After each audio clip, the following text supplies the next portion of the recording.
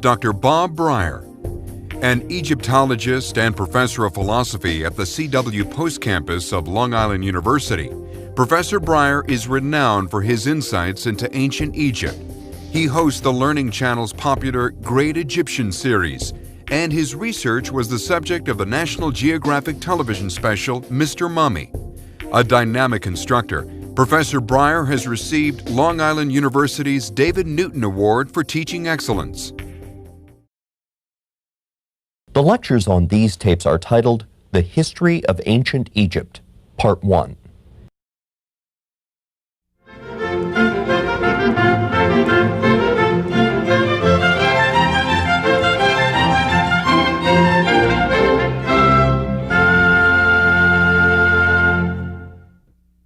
Hi, I'm Bob Brier, and we're going to be together for 48 lectures, so I think it might be a good idea to convince you that you did the right thing. What I'm going to do this first lecture is I will try to explain to you why it's the right thing to study Egypt, why it's a good thing. But I'll also explain to you how we know what we know about Egypt. We know an incredible amount about Egypt. We don't know as much about, say, the Mayans, or the Assyrians, or the Babylonians, but we know lots about the Egyptians. And I'm going to explain why that is. Another thing I'm going to explain is that there are different approaches to the subject. Different people approach Egyptology in different ways. They have different biases. And I'll explain my bias also. And then I'm going to do some housekeeping. I'm going to tell you how the course is organized. I'm going to explain how we'll be proceeding and what I expect of you. But also, I want to explain the goals. I want to tell you what I expect that you'll get out of this course. But let me start with why you should be learning Egyptology. Now, first, let me say this. There's an element of escapism in it. Egypt is a wonderful place to go when you're tired of the real world, when things get too busy, when things are too hectic. Egypt's a place far, far away in time and space. I can give you an example, a personal example. About 3 years ago now, I had the schedule from hell. I was teaching 5 different courses at 3 different campuses. And it was just crazy. Sometimes I literally didn't know where I was going. I was in the car now. Which course am I teaching now? Where am I going? And to keep my sanity, in the afternoons, when I would get back to my office, I would go to my office, and for a half hour, I would just draw hieroglyphs. I would draw a line of birds, or a line of snakes, or a line of feet. And it was a great escape, and it helped. So there's a kind of psychological reason, I think, why people study Egypt. I mean, I find it in my students at the university. I'll often ask a kid who's an accounting major, I'll say, why are you taking Egyptology? And very often the kid will say, you know, I take loads of accounting courses, loads of economics. This has absolutely no relevance to my life, to my career, and I love it. So there's a kind of psychological reason for doing it. So I think you'll enjoy it for that reason. But there are better reasons, and let me tell you about some of those. Ancient Egypt was the most advanced civilization in the ancient world. Now, there are some people who would disagree with that. The people who study Sumeria, for example, Samuel Noah Kramer was a great scholar on Sumeria, and he wrote a book called History Begins at Sumer, right? And where he outlined all the things that begin in Sumeria. He was wrong. History does not begin in Sumeria. It really starts in Egypt. But that's a bit of my prejudice. But let me explain why Egypt is so special among the cultures of the ancient world. There are so many firsts in Egypt that we all know about that makes Egypt unique. For example, the Sumerians did not build the pyramids of Egypt. The Sumerians did not build the incredible temples we see. The Sumerians did not do medical science the way the Egyptians did. There are loads of firsts in ancient Egypt. That's why Egypt's important. For example, religion. Most people are shocked to learn that monotheism, the belief in one God, is first presented by an Egyptian pharaoh. Monotheism starts in Egypt. Or, for example, mummification. It's the Egyptians who perfected the science of mummification. Or Egyptian mythology. No mythology is as rich as Egyptian mythology. I mean, Egypt is incredible. I mean, for example, the Greeks, right? The famous Greeks, the ancient civilization. The Greeks revered ancient Egypt. If you read Greek historians, they all say the same thing. We got our civilization from Egypt. They wanted to trace their lineage back to the Egyptians because the Greeks were sort of Johnny-come-latelys on the scene compared to the Egyptians. You know, you're talking about the Iliad, the Odyssey, maybe being composed around 900 BC. The pyramids were built, you know, a couple of thousand years earlier. So the Greeks always wanted to trace their, it's like, you know what it's like? It's like when people want to trace their heritage back to the Mayflower. My ancestors came over on the Mayflower. That's what the Greeks did with Egypt. I mean, there's even a wonderful story. When the Greeks were holding the Olympiad, they wanted to figure out how to make it fair. Because there were foreigners who wanted to participate in the Olympiad, in the Olympic Games, and they figured, well, you have Greek officials, Greek officials. How would we make it fair? They might be biased toward the Greeks. So they sent a committee to Egypt because the Egyptians were wise in philosophy. And they asked the Egyptians, how do we make it fair? Right? So the Greeks really wanted to trace everything back to Egypt. So, I mean, there's nothing like Egypt. Let me say another thing. If you asked the ancient Greeks, where did you learn to build your temples? They all said the same thing.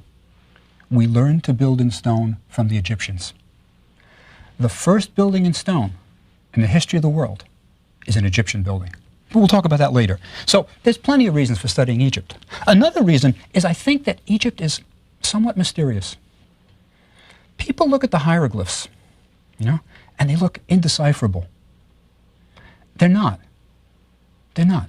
One of the things I'm going to do with you, I hope, in these 48 lectures, is demystify Egypt.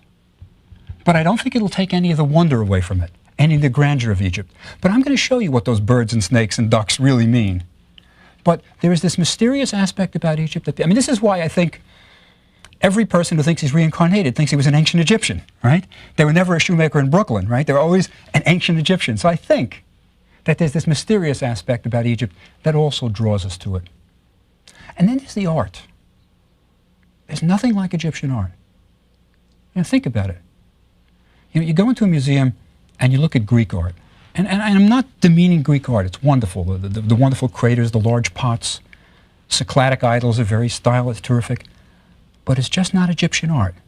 It's not that colorful, vibrant. There's something special about Egyptian art. And we'll talk about that later too. So there are plenty of reasons why we should study Egypt. And that's why I think you're going to enjoy it. But let me move on. Let me say that there are various approaches to how to study Egypt. And it's important that you understand these different approaches because they're biases. And I have my bias, and I'll talk about that.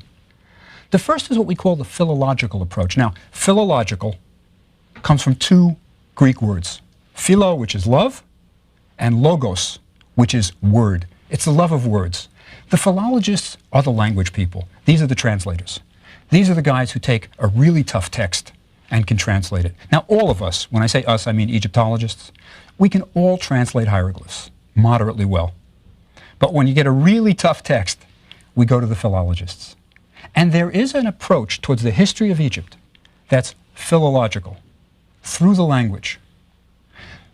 Sir Alan Gardner, great scholar of the 1930s, 1940s, was a philologist. His specialty was language, hieroglyphs. He wrote a history of Egypt. Right?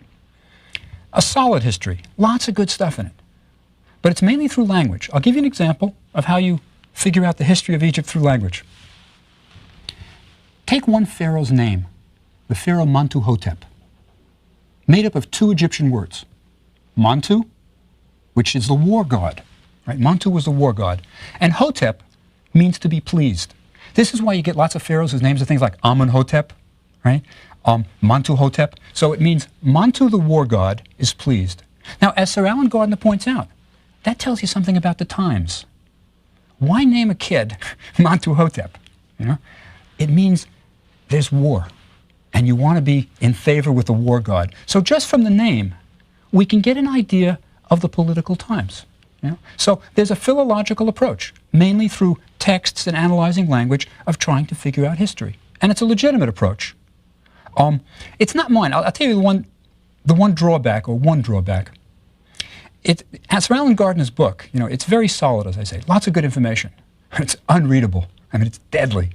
And I always think, when I look at Alan Gardner's stuff, I always think of a man named Weigel, Arthur Weigel was the inspector of antiquities in the Valley of the Kings when Tutankhamun's tomb was discovered. And he's the best writer on archaeology that you'll find. In the preface to one of his books, Arthur Weigel says, "It's the goal of the archaeology writer to make the dead come alive, not to put the living to sleep." Right? And I think he's right. And this is why I have my approach. And let me explain what my approach is. In my approach to history, I try to emphasize events and the people who made those events happen. We're going to go through Egyptian history learning events and the people involved. I think that's probably the best way to do it.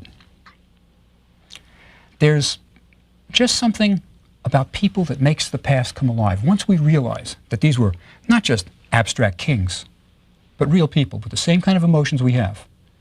Ramses the Great, when he went into battle, he was afraid. Don't listen to what he put on his temple wall. He was probably afraid. So I think there are lots of different approaches, and I'm going to try to take the broadest approach. But let me tell you one other approach that I think is also legitimate, the art historical approach. Now, this is the approach that's usually taken by art historians, people who are specialists in art of ancient Egypt. They're usually museum curators. These are the people who are happy in their museums and don't go to Egypt that much. They don't excavate. They're happy to have, say, the objects, the art brought to them. And then these are the people who can look at a fragment of a statue. They can look at, for example, the way the mouth curls downward, just a little piece of a statue, and say, look at the way the corner has a drill mark.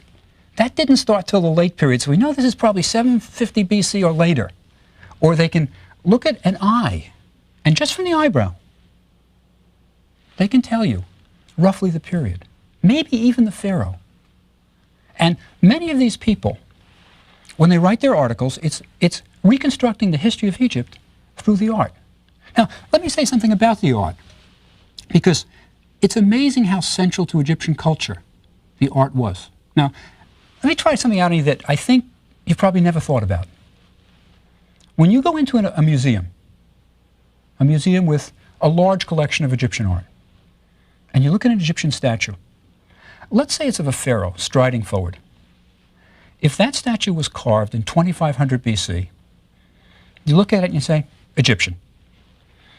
You can look at a statue carved 1,000 years later, 1500 BC, you say the same thing, that's Egyptian. Then you go to one carved 500 BC, Egyptian. There's relatively little change. The art didn't change over 3,000 years. And that's a curious factor. You can't do that with any other art. I mean, think about what's happened in Western art in the last 200 years. You know, you go from Picasso to this to that. I mean, from a Madonna and Child of the Middle Age, it's crazy. But Egyptian art never changed. At least, not the broad picture. And let me explain why. And this is why the art historians think what they do is the most important. Egyptian art wasn't supposed to change. They didn't value creativity. The Egyptians did not want innovations. When you carved a statue, you were supposed to carve it for eternity. It was supposed to be the way we've been carving it for hundreds of years. When a sculptor went to make a statue of the gods, he would take out a statue from the temple and copy it. There was supposed to be a certain canon of proportion. Or for example, and this will surprise you, when somebody painted a tomb painting, the first thing they did was a man would come in and put a grid on the wall, like graph paper. And next, the person who was going to draw the scene would come in. This was specialists. He would come in and he would make sure that the proportions were right by using the grid. So maybe, for example, 3 squares were for the head. Then the shoulders had to be 7 squares. Then the distance from the shoulder to the knee had to be 8 squares. The proportions were always the same. It was supposed to be the same. They were basically reducing Egyptian art to paint by numbers. You know, you were kind of filling in the boxes. And that's because there was a world order. There was a way that art was supposed to be, and it was supposed to stay that way. So you can really trace a lot of the culture from the art. And that's why the art historians do what they do. It's very important to grasp that. I'll tell you an interesting, the way the Greeks viewed Egyptian art. Now, it's surprising, but Plato, right, the philosopher, was in some sense opposed to art. Right? He felt that art was false because, when you do a great statue, it looks like the real person. And what you're really at as a philosopher is truth. You want truth. So in a sense, art was a bad thing. But if you read Plato's dialogues, he talks about Egyptian art, and that was okay. Now, why is Egyptian art okay to the Greeks? Or to Plato, a philosopher? The answer is, it didn't try to fool anybody. If you look at those paintings, with those strange paintings where you get a profile face, but a frontal eye, and the shoulders are square, but the head, it's impossible. It's not trying to fool you. It doesn't look like the person. There's a different purpose in Egyptian art. So for the Greeks, Egyptian art was special also. Also, reducing it to sort of paint by numbers, it was these mathematical proportions. The Greeks loved numbers. And Egyptian art was almost art by the numbers. So the art historical approach is a legitimate one also. Very legitimate. But as I say, I'm going to try to put some of these together, use different approaches, be broad, eclectic. And in this course, you'll get a little bit of art history, you'll get a little bit of philology, but mostly we'll get events. I want to show you the events that made Egypt what it was and the people that made those events. Let me tell you about how we know so much about ancient Egypt. As I said before, we don't know that much about the Mayans, and they're more recent. We don't know that much about the Assyrians, the Babylonians, but we know an incredible amount about the Egyptians. And let me explain that. It comes from their belief in life after death. Right? It comes out of religion. The Egyptians were resurrectionists. That means they believed that the body, the physical body, would literally get up and go again in the next world. Now, if you believe that the next world is in a sense a continuation of this world, you're going to kind of do the same things you did in this world in the next world.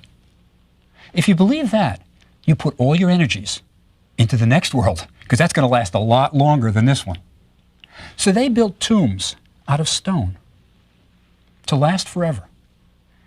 And on those tomb walls, they painted scenes so the gods could see how they wanted to be treated in the next world.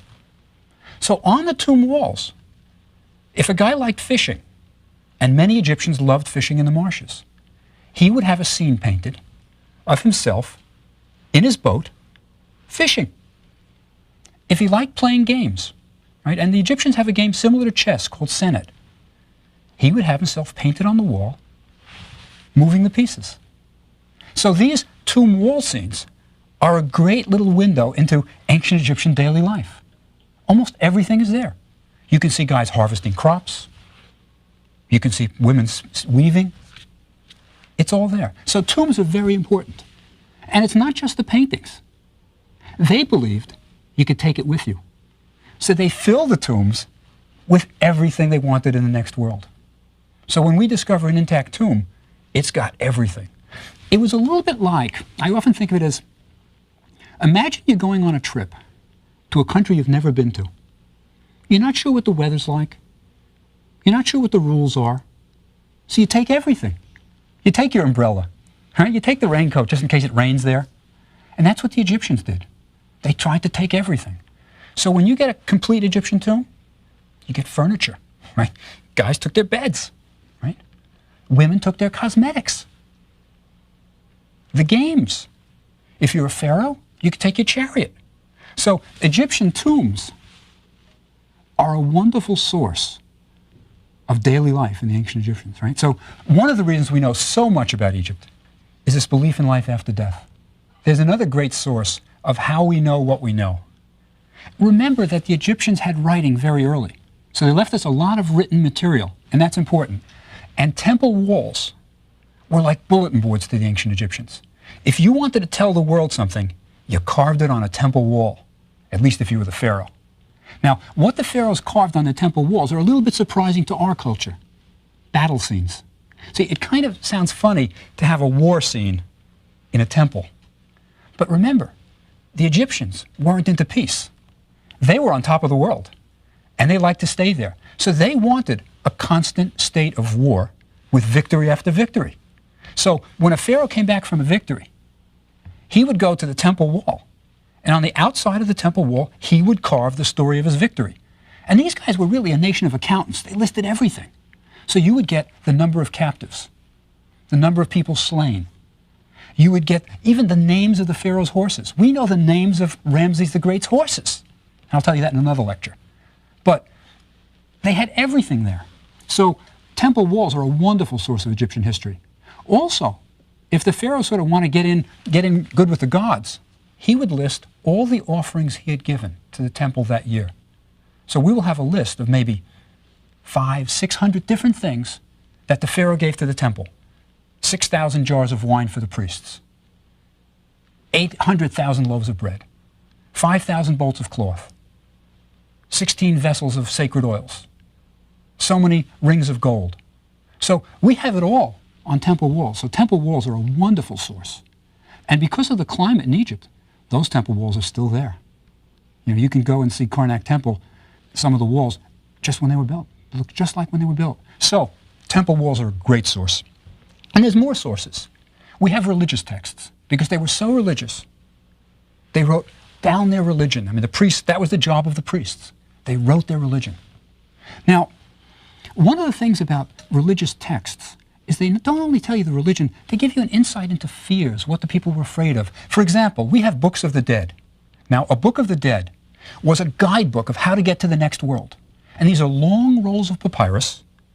Very often they have illustrations, paintings of the gods, and they tell you how to behave so you're going to get to the next world. They're collections of magical spells, and if you read the spells, you get an idea of what these guys were worried about. For example, there's a spell to get power in your legs. The idea was you've been mummified, you've been dead a while, now you got to get up and go again, so you better recite the spell for power in your legs. You have to recite a spell for breath to the mouth. There's a spell for making sure that your head isn't cut off. So there were spells for all occasions, and these religious texts give us ideas of what these people were thinking. They were just like us. Now, also, they didn't just put them on papyri. They carved them on their coffins. So we have what we call coffin texts, magical spells for the next world on coffins. So we have loads of religious texts, and that's another good source, and we'll talk about them also. But there's also literature. You know, I don't know if you realize it, but the Egyptians wrote short stories. They wrote fiction. And they wrote love poetry, too. There's a wonderful genre, love poems of the 18th dynasty. It's really great stuff. So there are plenty of good sources for us to learn the history of Egypt, and we've got to use them all. So I love to use literature. I love that. I mean, I just love reading those stories, and I think you'll enjoy it, too. But there are plenty of ways we have of learning about Egypt. Now, let me tell you one last source that I think is a good source. Other Egyptologists think it's a bad source. It's Herodotus, a Greek tourist, and I emphasize he was a tourist, who went to Egypt around 450 BC.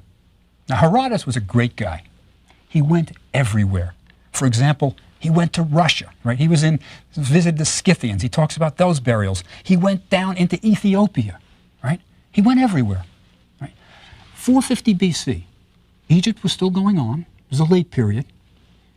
And he published his works. When I say published, of course, he wrote them down. And the book that he wrote is called Historia. Now, histories. History is the Greek word for research, right? These were his researches.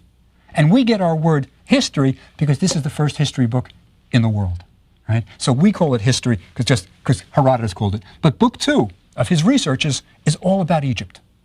So that's a nice source. Somebody who was really there, an eyewitness account in 450 BC of Egypt, what was going on.